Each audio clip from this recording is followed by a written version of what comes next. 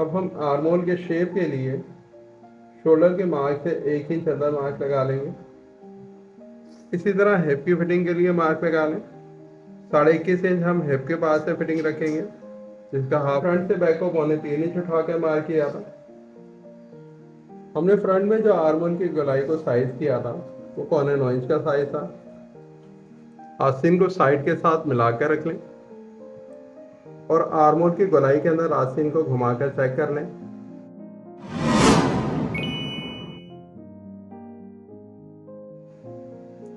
अस्सलाम वालेकुम दोस्तों, आज की वीडियो में हम कुर्ते की कटिंग करेंगे। कुर्ता कटिंग करने का क्या मेथड है आज हम इस वीडियो में समझेंगे। टॉप पर एक स्क्वायर लाइन लगा दें। तो सबसे पहले इस लाइन पर हम हाले की मार्क लगाएंगे। 15.5 इंच कॉलर साइज है, तो उसका छठा हिस्सा कर लें जो 2.5 इंच बन रहा है। 2.5 इंच पर हम हाले की गहराई का मार्क लगाएंगे और 2.5 इंच में 200 कम पर हम हाले की चौड़ाई को मार्क करेंगे जो 2.25 इंच बन रहा है। मार्क को स्क्वायर कर लें और हाले की गोलाई को ड्राइंग कर देंगे। इस मेथड से आप किसी भी कॉलर साइज की ड्राइंग कर सकते हैं। अब हम शोल्डर को मार्क करेंगे। 17.5 इंच शोल्डर साइज है। 17.5 इंच का हाफ करें तो 9.25 इंच बन रहा है। 9.25 इंच में 2 पॉइंट कम कर लेंगे और 8.5 इंच पर स्क्वायर लाइन करेंगे। अब इस लाइन पर शोल्डर डाउन के लिए मार्क करेंगे जो चेस्ट के 16वें हिस्से के हिसाब से होगा। आप 36 चेस्ट का 16वां हिस्सा निकालें तो 2.25 इंच मिल रहा है। आप स्केल की मदद से 36 चेस्ट का 16वां हिस्सा निकाल सकते हैं जो 2.25 इंच बनता है। और आर्मोल डाउन के लिए चेस्ट के चौथे हिस्से पे मार्क करेंगे जो 9.25 इंच है। 35 चेस्ट पर हम कुर्ता कटिंग कर रहे हैं तो उसका चौथा हिस्सा 9.25 इंच बनेगा। शोल्डर डाउन के मार्क से आप शोल्डर की क्रॉस लाइन लगा दें। आर्मोल डाउन के मार्क को स्क्वायर लाइन कर दें। अब हम आर्मोल के शेप के लिए शोल्डर के मार्क से 1 इंच अंदर मार्क लगा लेंगे और इस मार्क से शोल्डर के पॉइंट तक क्रॉस लाइन लगा दें।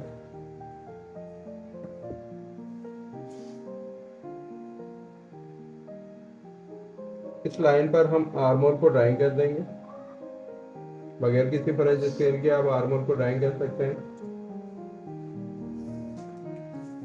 अब हम कुर्ते की फिटिंग के मार्क लगाएंगे। आर्मोल से 5.5 इंच नीचे कमर की फिटिंग का मार्क लगाएंगे और इस मार्क से 7 इंच नीचे हिप की फिटिंग का मार्क लगाएंगे।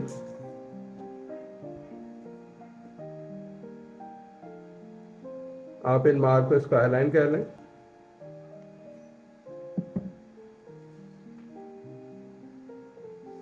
हम कुर्ते में फ्रंट के लिए 20.5 इंच की लूजिंग देंगे, जिसका हाफ 10.25 इंच बन रहा है।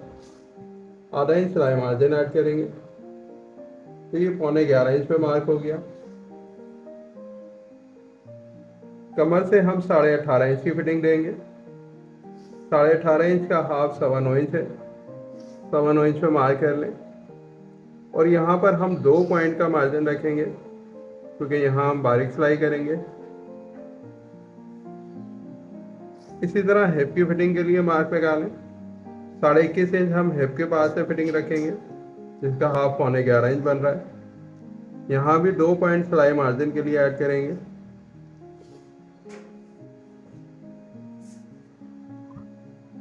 अब हमने कुर्ते के साइड में जो मार्क लगाए हैं इसको आप शेप कर दें।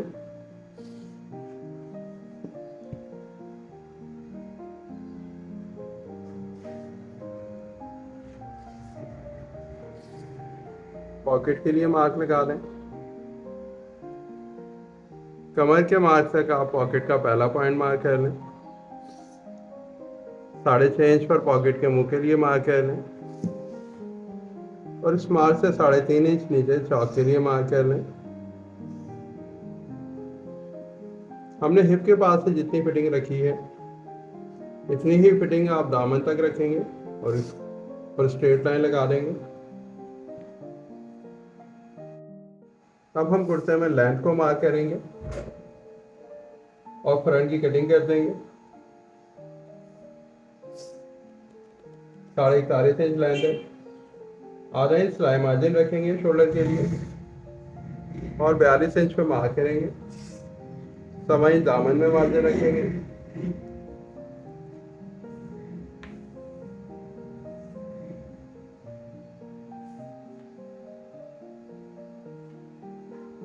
चौक की तरफ हल्का शेप रखेंगे दामन में।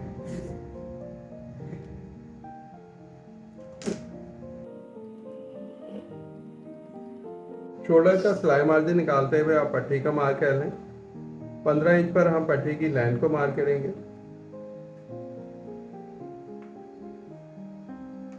फ्रंट की कटिंग कर लेते हैं। इसके बाद हम समझेंगे कि हम बैक में किस तरह स्केल मेथड के जरिए कुर्ते की कटिंग करेंगे।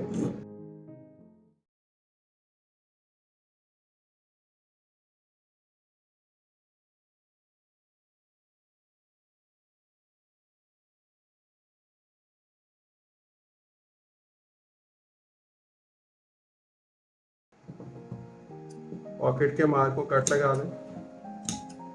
चौक के मार्क को भी कट लगा लें।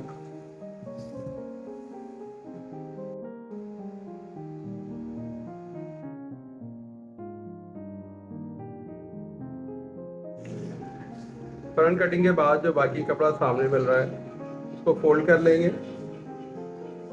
इसमें से हम बैक की कटिंग करेंगे।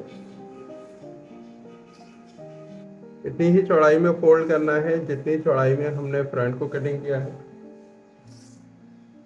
बैक कटिंग के लिए फ्रंट को कपड़े के ऊपर बिछा लें। 3 इंच हमने बैक को फ्रंट से बढ़ा रखा है। क्रीज से क्रीज मिलाकर फ्रंट और बैक को जमा लें। अगर फर्क होगा तो आपकी फिटिंग में फर्क आ जाएगा।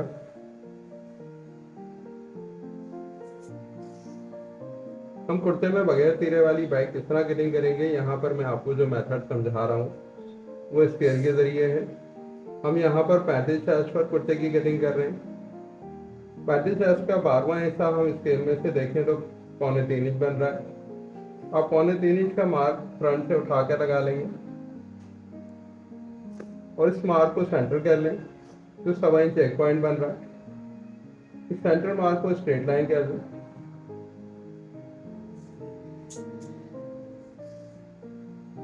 मैं आपको एक दफा फिर बता देता हूँ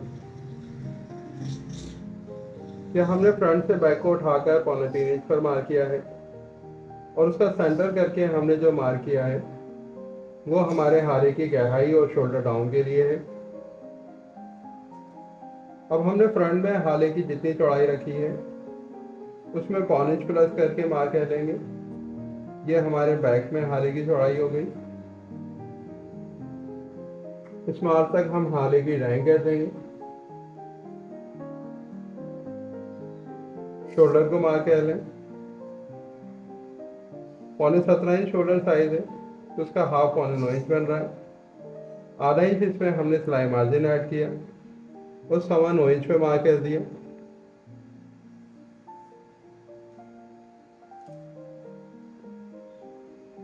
अब बैक में शोल्डर डाउन के लिए मैं आपको 2 मेथड बता रहा हूँ। हमने फ्रंट से बैक को 3.25 इंच उठाकर मार्क किया था, तो हम आर्मोल की तरफ से बैक को 3.25 इंच उठाकर रखेंगे।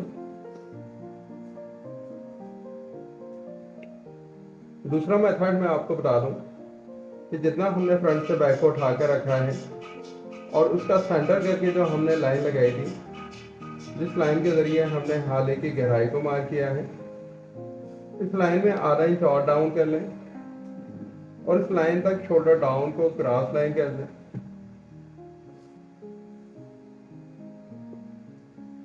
अब जो हमने शोल्डर के लिए मार्क किया है, इस मार्क से हम बैक के आर्मोल को ड्राइंग करेंगे।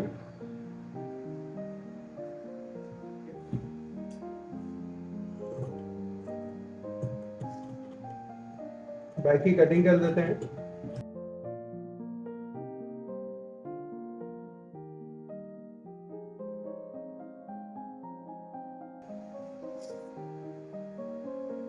बैक को फ्रंट के ऊपर फोल्ड करके देख लें।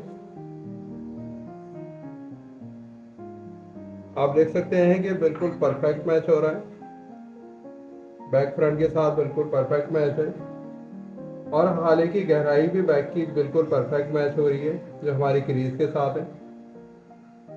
इस तरह का मेथड आपको यूट्यूब पर कोई भी नहीं बताएगा। अगर आपने अब तक मेरे चैनल जीनियस टेलर को सब्सक्राइब नहीं किया है तो आप मेरे चैनल जीनियस टेलर को सब्सक्राइब कर लें ताकि इस तरह के मेथड आप सीखते रहें।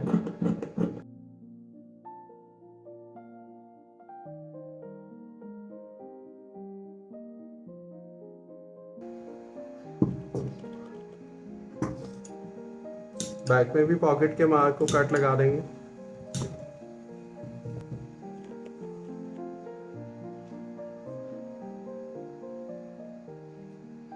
अब हम आस्तीन कटिंग करने के लिए आर्मोल को नाप लेंगे। हम फ्रंट के आर्मोल को नाप लें तो 9.5 इंच का साइज मिल रहा है, जो 35 चेस्ट का चौथा हिस्सा बनता है। ये हमारे मेथड की कंफर्मेशन है कि हमारा आर्मोल चेस्ट के हिसाब से कटिंग हुआ है। 9.25 इंच में हम बैक के आर्मोल को भी मिला के नाप लेंगे तो ये साइज 20 इंच मिल रहा है। इसमें अगर हम 5 इंच सिलाई मार्जिन निकाल दें तो 19 इंच का साइज रह जाता है। 19 इंच के हिसाब से हम आस्तीन कटिंग करेंगे। आस्तीन कटिंग करने के लिए हमने कपड़े को इतना ही फोल्ड करना है जितना हमने फ्रंट के आर्मोल को साइज किया है। हमने 9.25 इंच पे आर्मोल को साइज किया है तो 9.25 इंच में आधा इंच प्लस कर लें और 9.25 इंच की चौड़ाई में आस्तीन को फोल्ड कर लें। टॉप पर एक स्क्वायर लाइन लगा लें। इस लाइन से चेस्ट के 12वें हिस्से पे मार्क लगाएंगे जो 3.25 इंच बन रहा है। इसमें 5 इंच या 1 इंच और प्लस कर लें और आस्तीन के शेप के लिए स्ट्रेट लाइन कर लें।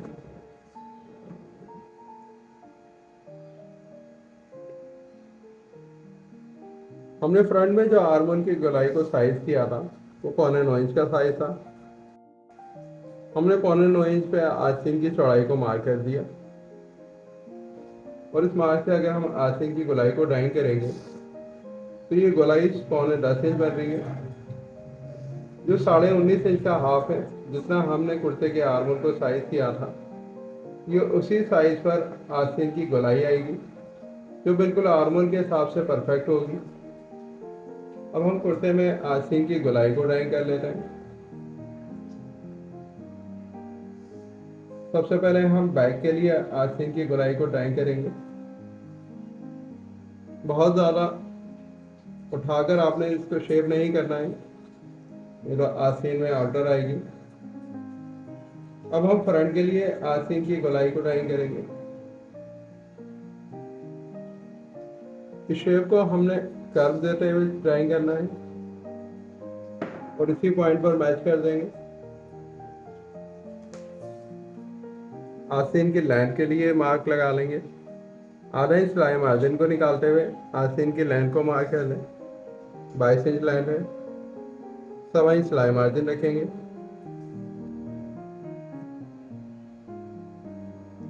लाइन को स्क्वायर लाइन कर लें, मार्जिन को भी स्क्वायर लाइन करेंगे। बॉटम के लिए 5.5 इंच पे मार्क लगाएंगे। आधा इंच इसमें सिलाई मार्जिन रखेंगे।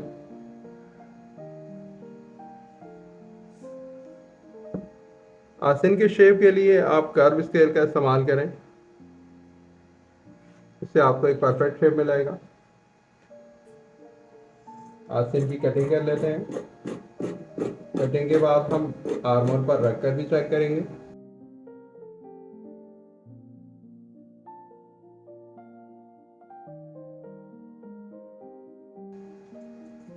आस्तीन में कर्व शेप को भी कटिंग कर देंगे।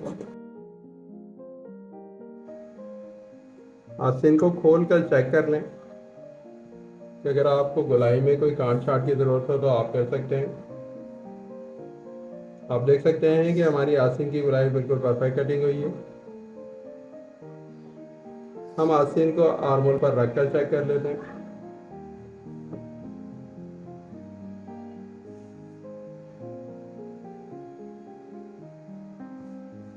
बैक को फ्रंट के ऊपर फोल्ड कर लेंगे। सिलाई मार्जिन को चढ़ाकर फोल्ड कर लें।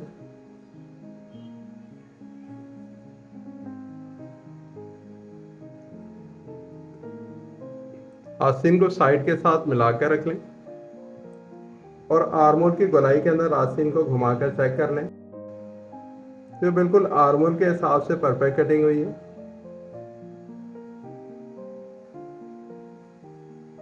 अगर आपको मेरी ये वीडियो पसंद आई हो तो इस वीडियो को लाइक और शेयर कीजिए और मेरे चैनल जीनियस टेलर को सब्सक्राइब कीजिए ताकि इस तरह की आने वाली नई और इन्फॉर्मेटिव वीडियो आपको वक्त पर मिलती रहें।